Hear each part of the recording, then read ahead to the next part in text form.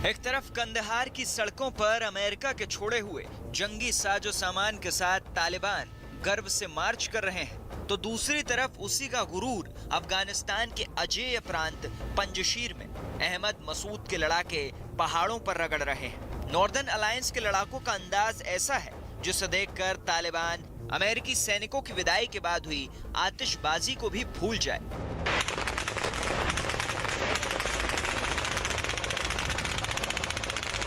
और जब घमासान इतना भीषण हो तो तालिबान के चीथड़े तो उड़ने ही थे। दावा किया गया है कि पंजशीर घाटी में जारी इस भीषण जंग में तालिबान के 115 आतंकी एक झटके में हलाक हो गए यानी कि मार गिराए गए। बीते 4 दिनों के आंकड़ों का हिसाब बिठाएं तो पंजशीर घाटी में नॉर्दर्न अलायंस ने अब तक 350 तालिबान लड़ाकों को मार गिराया है। तालिबान के 287 लड़ाके घायल हैं, जबकि 35 को बंधक बना लिया गया है। नॉर्दर्न अलायंस ने तालिबान के जिन लड़ाकों को बंधक बनाया है उसकी तस्वीरें भी जारी की हैं। विदेशी मीडिया का दावा है कि नॉर्दर्न अलायंस ने तालिबान के 120 आतंकियों को गिरफ्तार कर लिया है। जाहिर है अफगानिस्तान पर कब्जे के बाद इतराने वाले तालिबान की अकड़ पंजशीर में ढीली पड़ गई है। एनआरएच के प्रवक्ता फहीम दश्ती ने एक बयान जारी कर इसकी पुष्टि की। एनआरएफ के प्रवक्ता फहीम दश्ती ने न्यूज 18 से एक्सक्लूसिव बातचीत में इसकी पुष्टि भी की। 350 of them have been killed, more than 280 of them have been wounded, 35 have been detained, and then some of their heavy weaponry as well as homeways and others tanks were destroyed. The war is going on. War is going on in different fronts, and we are defending very well. पहाड़ की चोटियों से उठता धुआं और निशाने पर फटने के बाद गोला बारूद की आती आवाज इसी की मुनादी है।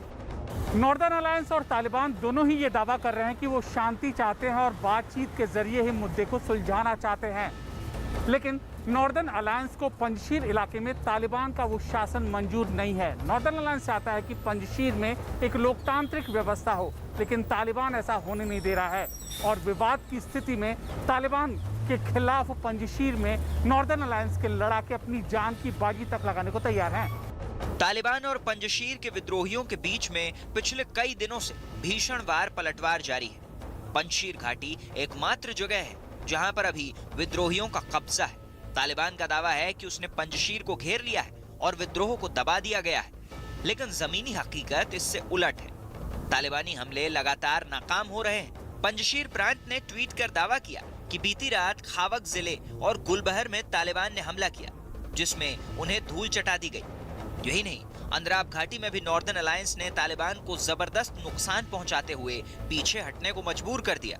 From our side, there were local forces of Andrab, different districts of Andrab, local forces of Panjshir, as well as the ANSF forces.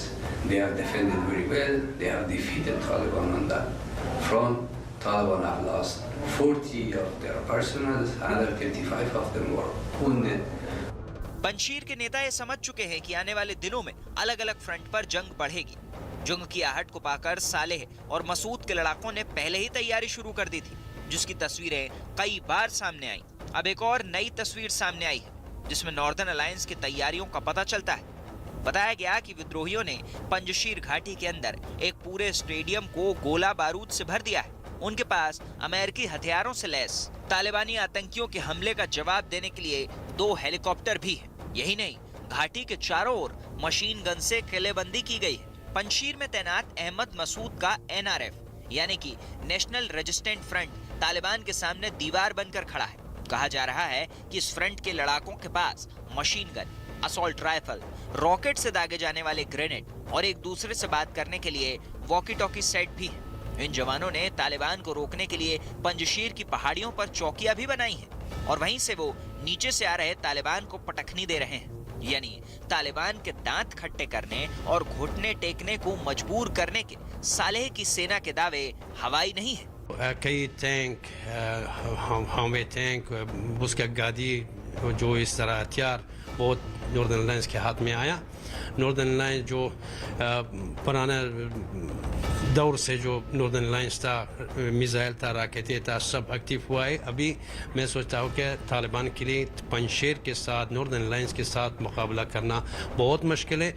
उम्मीद और उत्साह की यही झांकी अहमद मसूद के ट्वीट में भी दिखती है। मसूद ने आज एक ट्वीट किया जिसमें उन्होंने लिखा कि पंजशीर तालिबान के सामने कभी हथियार नहीं डालेगा। वो पंजशीर में थे, हैं और रहेंगे। एक तरफ तो तालिबान पंजशीर से जंग लड़ रहे हैं, दूसरी तरफ उन्हें अपने ही मुल्क के लोगों की फिक्र नहीं है। अमेरिकी सेना के लौटने के बाद तालिबान ने भले ही इसे अफगानिस्तान की आजादी बताया हो, लेकिन तालिबान से आजादी पाने की उम्मीद लेकर हजारों लोग पाकिस्तान और अफगानिस्तान बॉर्डर पर पैदल ही पहुंच चुके हैं। इस भीड़ में महिलाओं और बच्चों की भी अच्छी खासी तादाद है। दिन रात जमा ये भीड़ यहीं सोती है। बताया गया कि बेहिसाब भीड़ की वजह से यहाँ 4 लोगों की मौत तक हो चुकी है।